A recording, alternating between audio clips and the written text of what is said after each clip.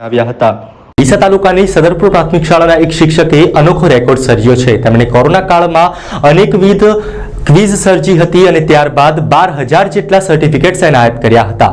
ડીસા તાલુકામાં આવેલી સદરપુર પ્રાથમિક શાળામાં ફરજ બજાવતા શ્રી રાહુલ કુમાર કિશોરભાઈ મોદીએ લોકડાઉન દરમિયાન વિદ્યાર્થીઓના શિક્ષણની ચિંતા થતા તેમણે ઘરે બેસીને જ્ઞાન મળે તે માટે તેમણે અલગ અલગ વિષયોની ઓનલાઈન ક્વિઝ બનાવવાનું શરૂ કર્યું અને ક્વિઝમાં ભાગ લેનારને પ્રોત્સાહન મળી રહે તે માટે 60% વધુ ગુણ મેળવનારને તેઓ ઈ સર્ટિફિકેટ તેમના મેલમાં આપતા હતા।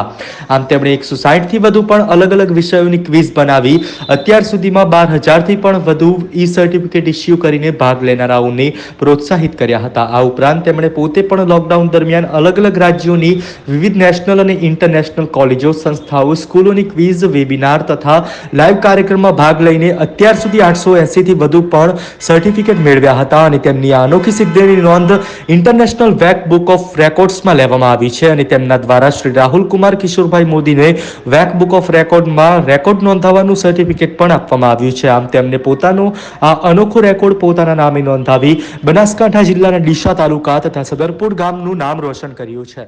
ડીસા થરાદ